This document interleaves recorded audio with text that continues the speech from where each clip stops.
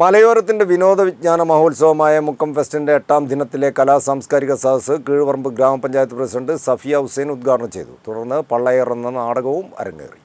മത്തായി ചാക്കോ പഠന ഗവേഷണ കേന്ദ്രം സംഘടിപ്പിക്കുന്ന മുക്കം ഫെസ്റ്റ് ഒരാഴ്ച പിന്നിടുമ്പോൾ ഫെസ്റ്റിന് ജനത്തിരക്കേറുകയാണ്. സ്റ്റാളുകൾ സന്ദർശിക്കാനും അമ്യൂസ്മെന്റ് റൈഡുകളിൽ കയറാനും കലാപരിപാടികൾ ആസ്വദിക്കാനും ആയിരങ്ങളാണ് മലയോരത്തിന്റെ വിവിധ മേഖലകളിൽ നിന്ന് ഫെസ്റ്റ് നഗരിയിലെത്തുന്നത്. ഫെസ്റ്റിന്റെ 8ാം ദിവസത്തെ കലാസന്ധ്യ കീഴുപറമ്പ് ഗ്രാമപഞ്ചായത്ത് പ്രസിഡന്റ് സഫിയ ഹുസൈൻ ഉദ്ഘാടനം ചെയ്തു.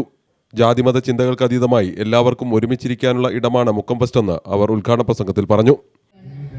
ഈ സായം സന്ധ്യയിൽ മുക്കത്തിന്റെ ഫെസ്റ്റ് ആഘോഷമാക്കി മാറ്റിയ നിങ്ങളെല്ലാവരും ഞാൻ ആദ്യമേ അഭിനന്ദിക്കുകയാണ്. ഇതുപോലൊരു ഫെസ്റ്റ് ആണ് മുക്കം ഫെസ്റ്റ് നടത്തുന്നതിൽ നമ്മുടെ നാടിൻ്റെ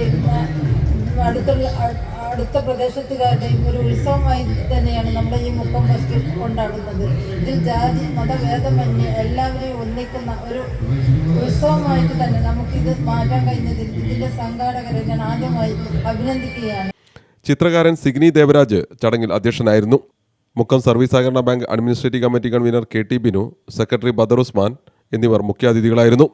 തിരുവമ്പാടി പഞ്ചായത്ത് സ്ഥിരം സമിതി അധ്യക്ഷ Lizy Abraham, Karassery panchayat Kudumbashree CDS chairperson M Divya, Keezhuparamba panchayat അംഗം സക്കീന നിസാർ എന്നിവരും സംസാരിച്ചു. രജിത് മാമ്പറ്റ സ്വാഗതവും social media committee convener MS Shejin നന്ദിയും പറഞ്ഞു.